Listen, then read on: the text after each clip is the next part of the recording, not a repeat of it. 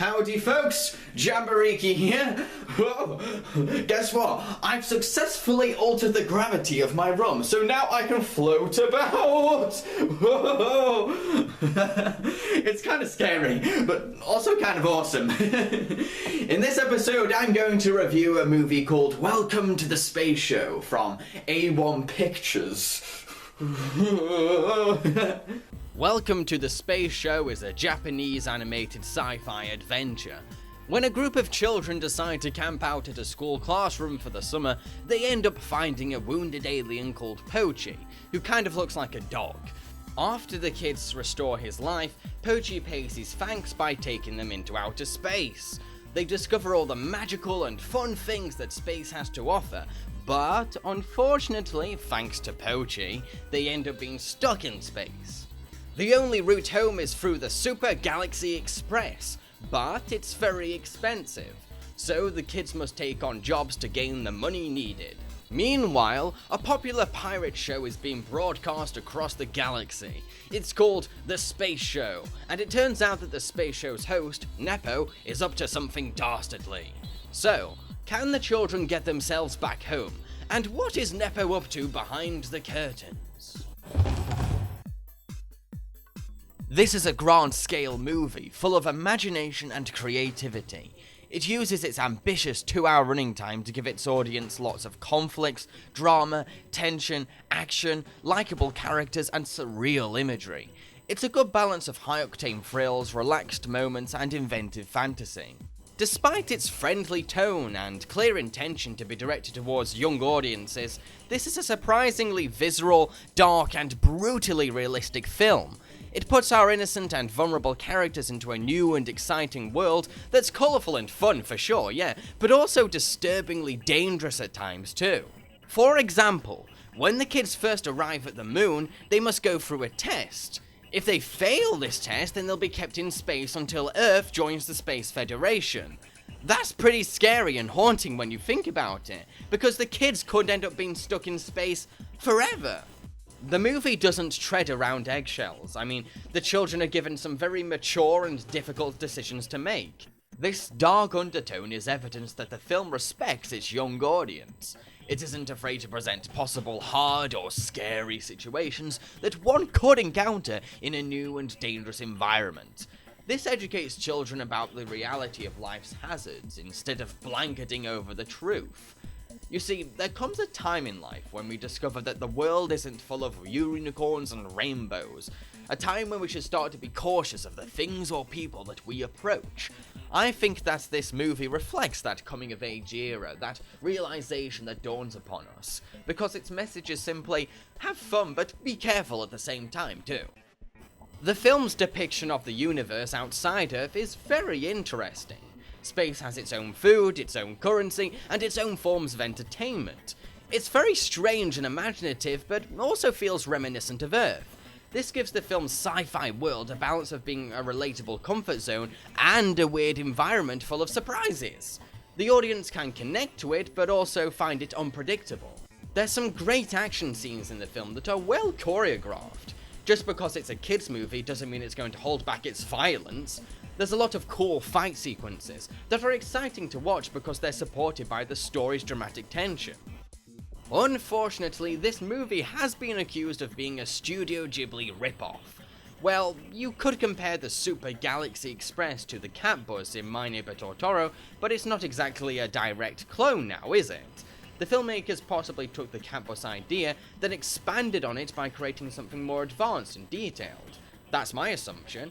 There's also a scene where we see lots of weird aliens wandering around, and it feels reminiscent of the bathhouse in Spirited Away. But that was a bathhouse. And those were spirits. These are aliens, living in a society on the moon. There's a difference.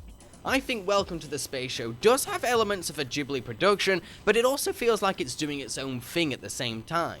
It has its own merits and its own artistic intentions. Natsuki is a clumsy, kooky, lazy, and quirky girl. She's a likable character because she's so weird and amusingly accident-prone. She's burdened with the guilt of losing her cousin Amani's rabbit, and this has created a sad distance between Natsuki and Amani. A lot of the film spends time focusing on how this mistake has caused the cousins to grow apart. This tense relationship often interferes with the kids' adventure, which isn't a bad thing because it creates a strong drama to fit alongside all the action and fun. Her dream is to become a hero, and the film does a decent job of challenging Natsuki, because we get to see her overcoming her flaws to achieve heroism. Amani is a sweet, cute, and innocent little girl. She's an adorable kid with lots of spark and energy. She's also quite mature and smart for her age, so she can get understandably offended if an older character underestimates her. Thanks to the writing and voice acting for her character, she doesn't come across as annoying because she's the right balance of adorable and naive. Kiyoshi, the oldest of the group, is a friendly, polite, sensible and mature lad who wants to become a doctor one day. He's responsible for looking after all the kids, and throughout the film he blames himself for putting everyone in danger, because he agreed to let Pochi take them all into space. You can tell that his self-inflicted guilt is really eating him up inside. This is a relatable problem. Most of us have felt responsible for something before or had a heavy burden on our shoulders, so we can connect to Kiyoshi's perspective and even sympathize with his situation. Noriko is a trendy girl who embraces fashion, loves her mobile phone and wants to become a starlet. She's possibly the least developed character, so there's not much I can say about her. She's just a typical young girl, so I guess audience members her age can put themselves into her place, seeing as she's sort of a blank slate. Koji is a smart and nerdy boy who loves science fiction, reading and the paranormal. His dream is to possibly become an astronaut one day. What I like about him is that he's not a precocious wonder kid. I mean, he's not your typical child genius character that you see in nearly every single Saturday morning cartoon. This makes him easier to identify with, because he's just a smart and well-read little boy, rather than a super child prodigy that's perfect at everything. He also develops a heartfelt friendship with an alien called Ink, which is very sweet to watch. Professor Pochi is an intelligent, charming, and polite alien that also has a dark side. He gambles, he has a haunted past, he has a reputation for getting others into trouble, and he has a hidden bad temper. These layers give dimension and personality to his character, because he comes across as more than just a well-educated professor. He's got problems and flaws just like anyone else. This makes him realistic, relatable, and identifiable. Nepo is the film's evil antagonist, who wants to become a god. He's just a generic villain who wants to gain power, really. He doesn't have much character or personality, plus his design is too cute and goofy to seem intimidating. However, what I really don't like about him is his plan, because it's way too overwritten. It involves lots of concepts and loads of big details. This makes the finale very chaotic because it has too many ideas. This film's animation was produced by A1 Pictures, the studio behind such anime shows as Sword Art Online and Servant Egg Service. The animation for this film is a mixed bag. For the most part it looks fluid, emotive, graceful and well performed, but sometimes it can have one or two crude shots. These shots have less in-betweens or fluidity than the rest of the film, so they can be a little distracting. I'd have to say that the film's opening sequence holds the best animation. It was directed by Masaaki Yuasa, who also directed the cult experimental film Mind Game. The opening sequence is more visually cinematic and refined compared to the rest of the film. The most notable aspect of the animation and art is its use of strong and vibrant colours. Bright and eye-catching colours are chosen to generate wild and beautiful visuals. It's clear that the film's creators have a deep passion for the colour spectrum, because they shower the film with one big glorious rainbow. Now, I saw this movie in its English dub format, and I think that the voice acting for this dub is pretty decent. Its cast is a mix of child actors and professional voice performers. Stephanie Sher, who co-directed the dub, plays the voice of Natsuki. I think she does a terrific job because she expertly balances the heroic side and the quirky side of her character. Why, it's my alter ego, of course. A mysteriously cool superhero! Michaela Dean voices Amani. She not only sounds adorable in the part, but she's also surprisingly mature with her delivery too. So she can sound cute, but also perform emotional lines effectively too. It would be nice to be smart, and I want everyone to be happy and all. But we should learn how to do those things by ourselves. It's better that way. Michael Sinter-Nicholas provides the voice of Kiyoshi. You may recognize him as Kenji from the US dub of Summer Wars. What I like about his voice delivery for this character is how soft it is. This helps to make him come across as sweet and friendly. Don't worry, she'll pass. Why don't we try putting your passport on, huh? Cassandra Lee voices Noriko. She has the least developed character, but she still puts a decent amount of emotion and effort into her performance. We'll be fine. I'll just send you an email if I need something. Besides, Kiyoshi will look after us. Michael Jacob Wayne plays Koji.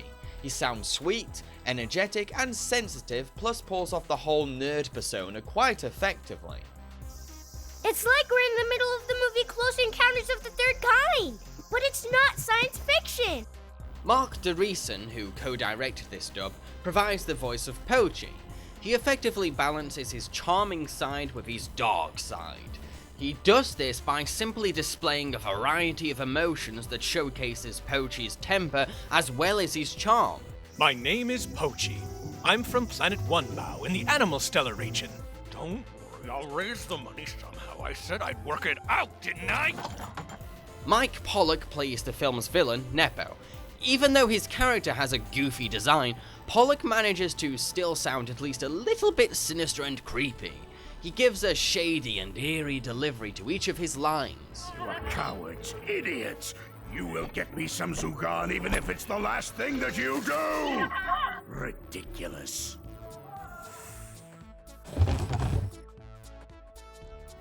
The music score for this movie is pretty good. Very good even. It has glorious and majestic orchestral pieces that successfully capture the scale of space, plus relaxed and peaceful pieces that are very suitable for the more laid-back or gentle scenes. Now, the most notable aspect of this film's soundtrack is its use of a Susan Boyle song as the film's theme. Yes, that's right. That Susan Boyle, the winner of Britain's Got Talent 2009. Boyle contributed her song Who I Was Born to Be as this anime's theme song. Yes, that's a little weird, I won't deny that. But hey, Boyle is a little weird and eccentric herself. Plus, she has started to be more involved with films lately. Recently she made an appearance in the festive period movie The Christmas Candle, so it's not that strange. What do I think of the song itself? Well, I'm not one of those grumpy people who got sick to death of Susan Boyle singing because of how hype she became. Nah, I think she's a great singer and deserves the success she's received. She has a strong voice that's powerful, youthful, and elegant. The song Who I Was Born to Be is about growing up and embracing who you are, which is perfect for this movie because each character has their own dreams and aspirations. The song is very sweet, but also retains a level of majesty that feels reminiscent of a Disney end credits song. To conclude, Welcome to the Space Show is a cute and colourful movie that's spiced up with some dark elements. Sure, it has a forgettable villain with a convoluted evil plan, but it's still a good movie about responsibility, aspirations, and cousinhood. I'm going to give it 4 cosmic stars out of 5. Oh. If you enjoyed such titles as Haruka and the Magic Mirror or Digimon, then you're going to love Welcome to the Space Show. I've been Jambareeqi, and I hope you've enjoyed my review. Feel free to subscribe to my channel, and I encourage you to follow me on Facebook and Twitter. Cheerio, folks! Okay, I think the gravity's going back to normal.